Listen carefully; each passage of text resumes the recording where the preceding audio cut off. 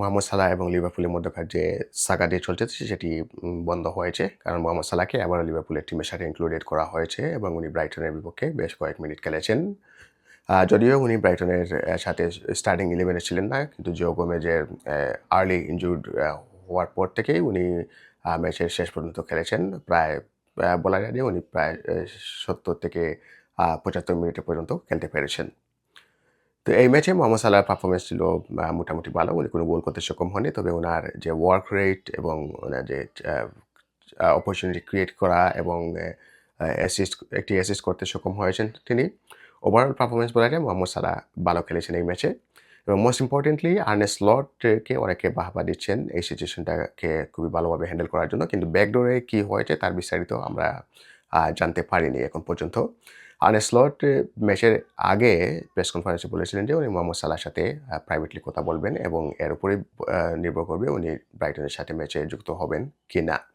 Publicly Mohammad সালাহর পক্ষ থেকে কোনো স্টেটমেন্ট আসেনি এখনও।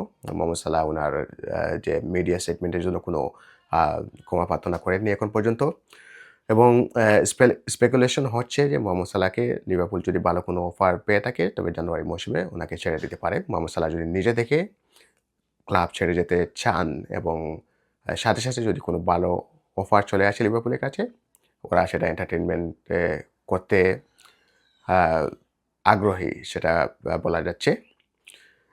তো এখনও কিন্তু কোনো কিছু ক্লিয়ার নয়। মোহাম্মদ সালাহ বর্তমানে উনি ইজিপশিয়ান টিমের সাথে আফ্রিকান কাপস অফ নেশনে খেলতেছেন। তো উনি ওইখানে প্রায় 1 মাসের মতো থাকবেন। এই মুহূর্তে কোনো সলিউশন যদি চলে আসে তাহলে অবশ্যই দুটি টিমের জন্য বেটার হবে। কিন্তু আর্নে স্লট পরিষ্কারভাবে বলেছেন যে উনি মোহাম্মদ সালাহকে টিমের সাথে চান এবং উনার কর্মকাণ্ড দেখে সেটাই মনে হয় যে সেজন্য উনি নিজে থেকে গিয়ে মোহাম্মদ সালাহর সাথে কথা বলেছেন এবং উনাকে দলের সাথে ইনক্লুডেড করেছেন।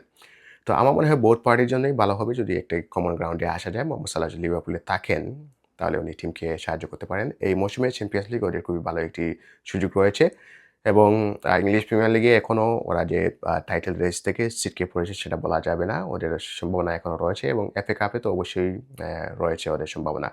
কাজেই আমি মনে করি মোহাম্মদ সালাহের জন্য এটি খুবই ভালো হবে লিভারপুলের থেকে যাওয়া। কারণ এখন যদি উনি বাইরে যান তাহলে ওনার সামনে একটি অপশন রয়েছে সৌদি আরব। সেখানে গেলে উনি আজকের মতো আর লাইমলাইটে থাকবেন না। উনার টপ ক্লাস লিগে ফুটবল ক্যারিয়ার এখানে সমাপ্ত হবে। তবে মোহাম্মদ সালাহর জন্য লিভারপুলে থেকে যাওয়া খুবই ভালো হবে এবং লিভারপুলের জন্য সেটা জরুরি রয়েছে। মোহাম্মদ সালাহ এখনও উনি অনেক কিছু দিতে পারেন।